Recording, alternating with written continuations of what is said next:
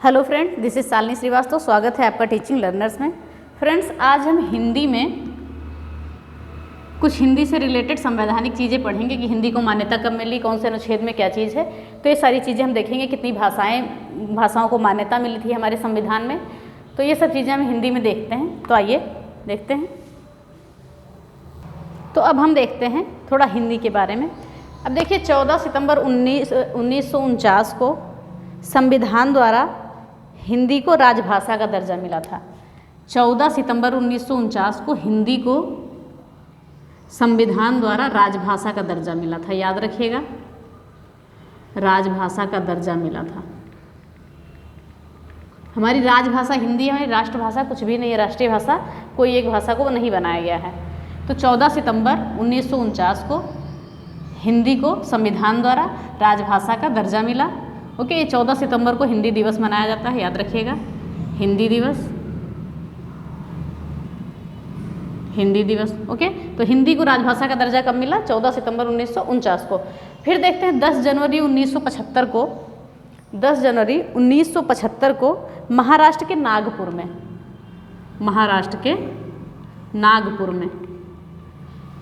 Okay, 10 जनवरी 1975 को महाराष्ट्र के नागपुर में पहला अंतर्राष्ट्रीय हिंदी सम्मेलन हुआ था। अंतर्राष्ट्रीय हिंदी सम्मेलन हुआ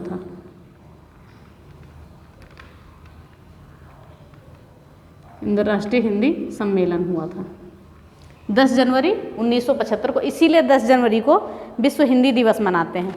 ओके, इसीलिए 10 जनवरी को विश्व हिंदी दिवस मनाते हैं। 10 जनवरी को क्या होता है? विश्व हिंदी दिवस मनाते हैं। विश्व हिंदी दिवस। ओके, अगर 14 सितंबर को तो हिंदी दिवस और 10 जनवरी को विश्व हिंदी दिवस। फिर से देख लेते हैं। 14 सितंबर 1949 को संविधान द्वारा हिंदी को राजभाषा का दर्जा मिला था। 10 जनवरी 1975 को महाराष्ट्र नागपुर में पहला अंतर्राष्ट्रीय हिंदी सम्मेलन हुआ था। ओके, और ये सम्मेलन पूछता है, याद रखिएगा, जितने भी सम्मेलन हुए हैं। और इससे 10 जनवरी को विश्व हिंदी दिवस मनाया जाता है। अब देखिए, हिंदी भाषाएं हमारी कौन कौन से भाग में हैं। भाषा हमारी भाग 17 में, संविधान के भाग 17 अनुच्छेद 343 से 351 और अनुसूची 8 में भाषाओं का विवरण है। ओके, आधिकारिक रूप से इसी में अनुसूची 8 में 22 भाषाओं को मान्यता इसी में दी गई थी। 22 भाषाओं को मान्यता दी गई थी, को मान्यता मिली थी। ओके, अनुसूची 8 भाग 17 और अनुच्छेद 43 से 51 में 22 भाषाओं को आधिकारिक रूप से 22 भाषाओं को मान्यता मिल गई थी। ओके, अब देखिए 26 जनवरी 1950 को क्या हुआ था? 26 जनवरी 1950 में कुल 14 भाषाओं को मान्यता मिली थी। कुल मिला के 14 भाषाओं को मान्यता मिली थी। ओके,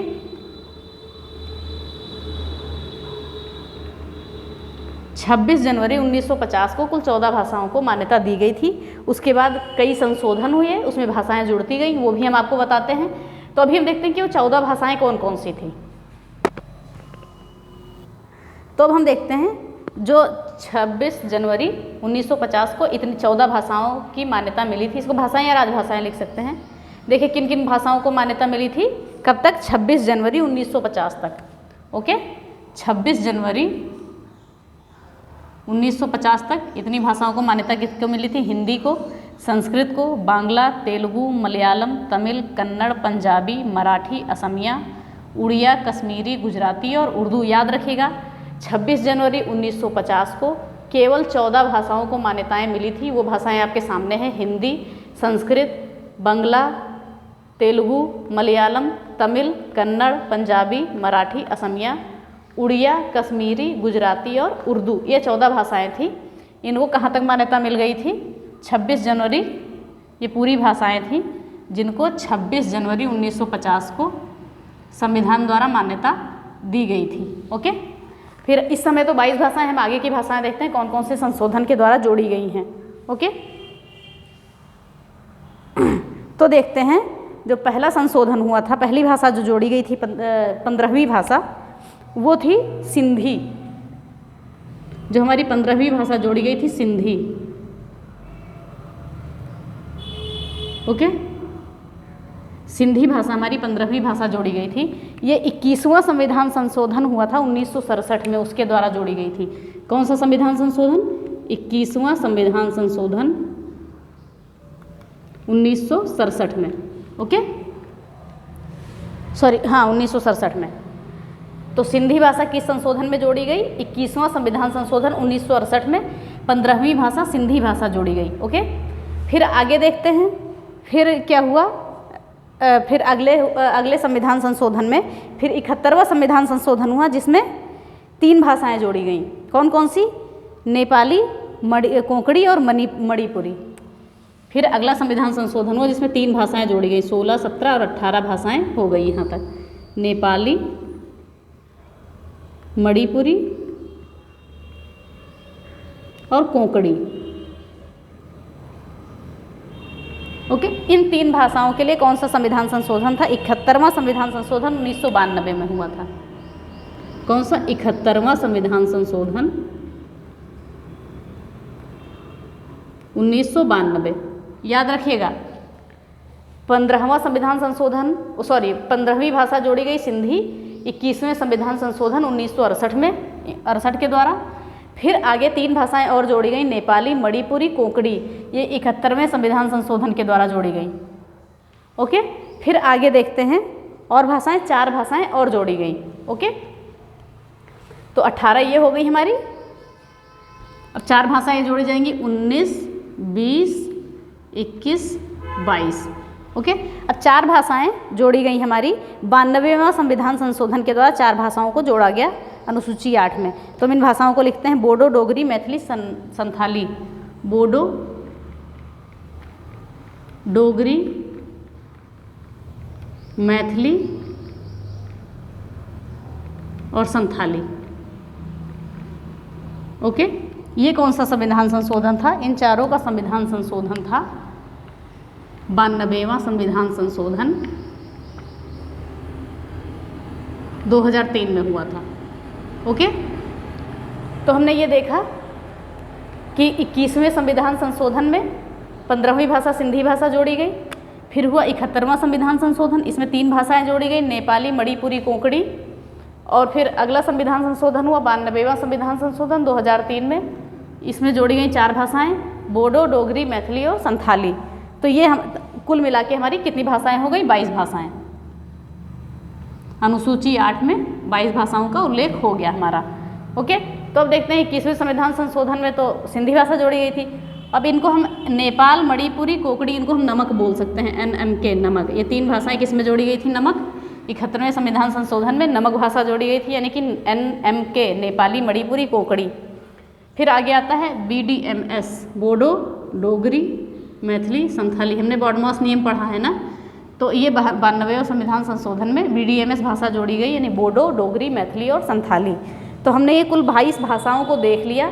एक बार हम इसको और रिकॉल कर लेते हैं। 26 जनवरी सन 1950 को संविधान द्वारा मात्र 14 भाषाओं को मान्यता दी गई थी। वो 14 भाषाएं कौन कौन सी थी? हिंदी, संस्कृत, बांग्ला, तेलुगु, मलयालम, तमिल, कन्नड़, पंजाबी, मराठी, असमिया, उड़िया, कश्मीरी, गुजराती, उर्दू, ठीक। ये 14 भाषाएं हो गई जो 26 जनवरी 1950 तक को मान्यता मिल गई थी। उसके बाद 15वीं भाषा थी सिंधी, जो 21वां संविधान संशोधन हुआ था 1967, इसमें सिंधी भाषा को मान्यता मिली थी। फिर 1992 में 71वां संविधान संशोधन हुआ, उसमें 3 भाषाओं को जोड़ा गया, नेपाली, मणिपुरी, कोंकणी। 16, 17, 18वीं भाषा थी ये। फिर आगे संविधान संशोधन हुआ 2003 में 92वां, उसमें 4 भाषाएं और जोड़ी गई, बोडो, डोगरी, मैथिली और संथाली। तो कुल मिला के 22 भाषाएं हो गई हमारी अनुसूची 8 भाग 17 अनुच्छेद, ओके। अनुच्छेद किसमें? 343 से 351 में। तो हमारी 22 भाषाएं हैं। ध्यान से देखिएगा, याद कर लीजिएगा, पूछता है संविधान संशोधन किसमें कौन सी भाषा जोड़ी गई। अब हम देखते हैं आगे, ठीक है। और ये जो राजभाषा संबंधित विभाग होता है, ये गृह मंत्रालय के अंतर्गत आता है, याद रखिएगा। ये राजभाषा से संबंधित जो विभाग होता है, राजभाषा से संबंधित जो विभाग होता है, ये गृह मंत्रालय के अंतर्गत आता है। इधर लिख देते हैं नीचे, गृह मंत्रालय, ओके, याद रखिएगा इसको। राजभाषा से संबंधित विभाग गृह मंत्रालय के अंतर्गत आता है। अब हम कुछ अपनी सांस्कृतिक भाषाएं देख लेते हैं, फिर अनुच्छेदों पे आते हैं, ओके, कि कितनी सांस्कृतिक भाषाएं हैं अपने यहाँ। अब हम भारत की कुछ शास्त्रीय भाषाओं के बारे में जान लेते हैं। शास्त्रीय भाषाएं या सांस्कृतिक भाषाएं कभी कभी पूछ लेता है, ओके। तो तो देखते हैं जो सबसे पहले सांस्कृतिक भाषा का दर्जा जिसको मिला था, तमिल भाषा को 2003 में मिला था, ये नोट कर लीजिएगा। तो सबसे पहले सांस्कृतिक भाषा का दर्जा तमिल को मिला था, तमिल भाषा को, ओके, 2003 में। फिर उसके बाद संस्कृत को मिला था 2005 में, 2005 में शास्त्रीय भाषा का दर्जा मिला था। फिर उसके बाद कन्नड़ को मिला था, कन्नड़ को मिला था 2008 में, ओके। फिर मलयालम को मिला था 2013 में और उड़िया को 2014 में, ओके। देखिए सांस्कृतिक भाषाएं या शास्त्रीय भाषाएं, सबसे पहले तमिल भाषा को शास्त्रीय भाषा का दर्जा मिला 2003 में, उसके बाद संस्कृत को मिला 2005 में, फिर कन्नड़ को मिला 2008 में, फिर मलयालम भाषा को मिला 2013 में, फिर उड़िया को मिला 2014 में। याद रखिएगा, ये कभी कभी पूछ लेता है, अगर पूछा जाए कुल शास्त्रीय भाषाएं कितनी हैं, तो वैसे 6 हैं, एक का पता करके हम बता देंगे, ओके। तो तमिल, संस्कृत, कन्नड़, मलयालम और उड़िया याद रखिए अभी। तमिल 2003 में, संस्कृत 2005 में, कन्नड़ 2008 में, मलयालम 2013 में और उड़िया 2014 में हमें मिलेगा। हम डिस्क्रिप्शन बॉक्स में डाल देंगे, उसमें देख लीजिएगा छठी भाषा का, ओके। देखिए जो एक राजभाषा अधिनियम, अच्छा हम आगे भी अनुच्छेद में बताते हैं, फिर बताते हैं। अब हम देखते हैं कि विभिन्न संवैधानिक मान्यताओं में जो हिंदी भाषा के प्रमुख, हिंदी भाषा या भाषाओं के प्रमुख अनुच्छेद हैं, उनको हम देख लेते हैं। तो हम देखते हैं अनुच्छेद 343A, इसमें कहा गया था हिंदी देवनागरी लिपि में संघ की राजभाषा होगी। हिंदी देवनागरी लिपि में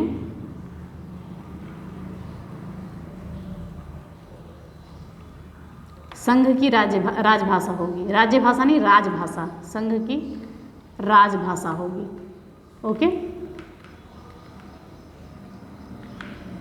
ध्यान रखिएगा, 343 अनुच्छेद 1 में कहा गया था हिंदी देवनागरी लिपि में संघ की राजभाषा होगी। फिर अनुच्छेद 343(2) में कहा गया था कि संविधान के लागू होने के 15 वर्षों तक अंग्रेजी भाषा प्रयोग में लाई जाएगी, यानी कि संविधान जब से लागू होगा तो मात्र 15 वर्षों तक अंग्रेजी भाषा प्रयोग में लाई जाएगी, मात्र 15 वर्षों तक अंग्रेजी भाषा प्रयोग में लाई जाएगी, ओके। इन्होंने कहा था मात्र 15 वर्षों तक अंग्रेजी भाषा का प्रयोग होगा, लेकिन 26 जनवरी सन 1950 को इन्होंने 15 वर्ष 1965 में ये भाषाओं को ख़त्म होना था और अंग्रेजी भाषा को ख़त्म होना था, ठीक है। हिंदी के साथ साथ अंग्रेजी को भी राजभाषा के लिए के संबंध में कहा गया था, और कहा गया था ये 26 जनवरी 1960 को कहा गया था कि 15 वर्षों के बाद, सॉरी 1950 में, ये 26 जनवरी 1950 में कहा गया था, 26 जनवरी 1950 को ये कहा गया था कि 1965 में, ओके, कि 1965 में अंग्रेजी भाषा को समाप्त कर दिया जाएगा। इसको क्या कर दिया जाएगा? समाप्त कर दिया जाएगा 1965 में। ये 26 जनवरी 1950 को कहा गया था कि 1965 में अंग्रेजी भाषा को समाप्त कर दिया जाएगा, लेकिन अब अंग्रेजी भाषा अनंत तक हो गई है, कोई नहीं समाप्त किया गया है, इसकी ड्यूरेशन और बढ़ाती चला गया है, ठीक है। तो क्या हो गया ये कि ये अनुच्छेद में कहा गया था, जब संविधान लागू हुआ था, कहा गया था कि 15 वर्षों तक अंग्रेजी भाषा का मात्र प्रयोग होगा, उसके बाद इसको अंग्रेजी भाषा को समाप्त कर दिया जाएगा, लेकिन ऐसा नहीं हुआ। 15 वर्ष भी खत्म हुए, कई वर्ष खत्म हो गए, अंग्रेजी भाषा नहीं समाप्त हुई, ओके। फिर आता है अनुच्छेद 344। अनुच्छेद 344 में अनुसूची 8 में जो भाषाएं शामिल हैं उनका विकास, तो अनुसूची 8 में शामिल भाषाओं के विकास के लिए भाषा आयोग की राष्ट्रपति द्वारा नियुक्ति। अनुसूची 8 में, इसको मिटा देते हैं, अनुसूची 8 में शामिल जो भाषाएं हैं, ओके, जो भाषाएं शामिल हैं, अनुसूची 8 में जो भाषाएं शामिल हैं, उन भाषाओं के विकास के लिए, इन भाषाओं के विकास के लिए राष्ट्रपति द्वारा, ओके, इन भाषाओं के विकास के लिए भाषा आयोग की राष्ट्रपति द्वारा नियुक्ति, ठीक है। भाषा आयोग की नियुक्ति किसके द्वारा करी जाएगी? राष्ट्रपति की। एक बार और बता देते हैं, भाषा आयोग की नियुक्ति किसके द्वारा? राष्ट्रपति के द्वारा। अनुच्छेद 8 में शामिल जो भाषाएं हैं उनके विकास के लिए भाषा आयोग, ठीक है, भाषा आयोग की नियुक्ति किसके द्वारा की जाएगी? राष्ट्रपति के द्वारा, ओके। फिर अगला अनुच्छेद आता है अनुच्छेद 345। इसमें राज्य की राजभाषा का वर्णन है, राज्य की राजभाषा का वर्णन है।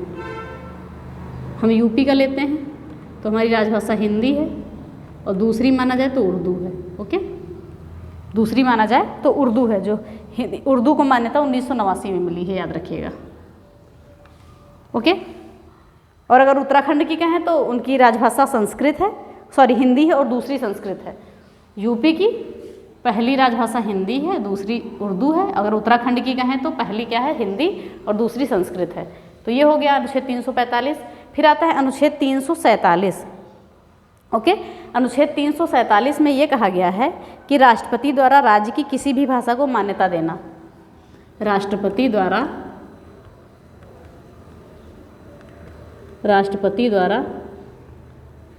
राज्य की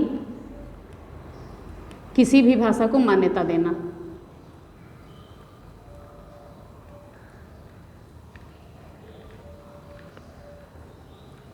ओके, अनुच्छेद 347 राष्ट्रपति द्वारा राज्य की किसी भी भाषा को मान्यता देना। फिर आता है अनुच्छेद 48।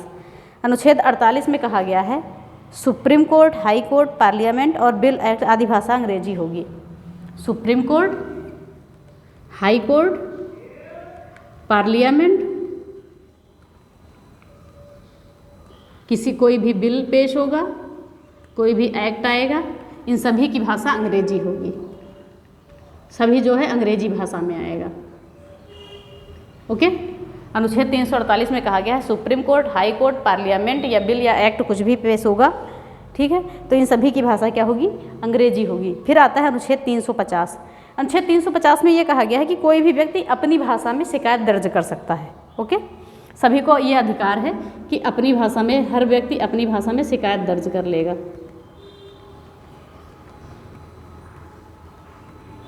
शिकायत दर्ज करना। ओके, अनुच्छेद 350 कोई भी व्यक्ति अपनी भाषा में शिकायत दर्ज कर सकता है। फिर आता है अनुच्छेद 350A। इसमें कहा गया है कि जो प्राथमिक शिक्षा है वो मातृभाषा में दी जाएगी। प्राथमिक शिक्षा जो है ये मातृभाषा में दी जाएगी। ये राज्य के नीति निर्देशक तत्व के भी अंतर्गत आता है। ओके, और फिर अनुच्छेद 351 में कहा गया है कि हिंदी का प्रचार प्रसार, ठीक है, हिंदी भाषा का प्रचार प्रसार।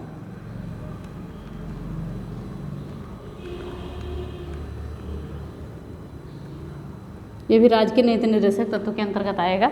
ओके, तो क्या कहा गया, हिंदी के प्रचार प्रसार का कर्तव्य किसका है, संघ का। ये संघ का कर्तव्य है, याद रखिएगा। ओके, अब हम एक बार देख लेते हैं, फिर हम खत्म करते हैं क्लास को। अनुच्छेद 343A में कहा गया है कि हिंदी देवनागरी लिपि में संघ की राजभाषा होगी। अनुच्छेद 343 में जब संविधान लागू होने से इसमें कहा गया था कि 15 वर्षों तक ही अंग्रेजी भाषा का प्रयोग होगा। अनुच्छेद 344 में कहा गया है कि अनुसूची 8 में शामिल जो भाषाएं हैं उनके विकास के लिए राष्ट्रपति द्वारा भाषा आयोग की नियुक्ति की जाएगी। ओके, फिर अनुच्छेद 345 में कहा गया है कि राज्य की राजभाषा, यानी कि राज्य की राजभाषा अनुच्छेद 345 में कहा गया है यूपी की राजभाषा क्या है, हिंदी है, उत्तराखंड की भी हिंदी है, तो ये सब राजभाषाओं का था। अनुच्छेद 347 में ये कहा गया है कि राष्ट्रपति द्वारा किसी भी भाषा को मान्यता दी जा सकती है। राष्ट्रपति द्वारा किसी भी भाषा को मान्यता दी जा सकती है, अनुच्छेद 347 में कहा गया है ये चीज़। ओके, फिर अनुच्छेद 348 में कहा गया है कि supreme court, high court, parliament, bill और एक्ट, इस सब की जो भी कामकाज होंगे इन सब की भाषा अंग्रेजी होगी। इन सब में जो भी कामकाज हैं इनकी भाषा अंग्रेजी होगी। फिर अनुच्छेद 350 अपनी भाषा में किसी भी व्यक्ति को अपनी भाषा में शिकायत करने का पूरा अधिकार है। ओके, और फिर अनुच्छेद 350A इसमें कहा गया है कि प्राथमिक जो शिक्षा है वो मातृभाषा में दी जाए। ये राज्य के नीति निर्देशक तत्व के अंतर्गत ये दोनों आते हैं। और फिर अनुच्छेद 351 में कहा गया है कि हिंदी भाषा का जो प्रचार प्रसार है इसका दायित्व किसका है, संघ का। संघ का किसकी है, जिम्मेदारी है या कर्तव्य है संघ का। तो ये हमारे हो गए महत्वपूर्ण अनुच्छेद, हमने राजभाषाएं देख ली। तो ये हमारा हिंदी का जो ये भाषा वाला भाग था वो खत्म हो गया। कल से हम व्याकरण स्टार्ट करेंगे। जब नेक्स्ट वीडियो बनाएंगे तो वर्णमाला से स्टार्ट करेंगे। ओके, ये सब पढ़ते रहिए, बहुत ही ज़्यादा इंपॉर्टेंट है किसी भी एग्जाम के लिए, ये तो इम्पॉर्टेंट है ही। और अगर आपको वीडियो पसंद आती है तो प्लीज़ लाइक शेयर और सब्सक्राइब करें, बेल आइकन दबाना ना भूलें। धन्यवाद, जय हिंद।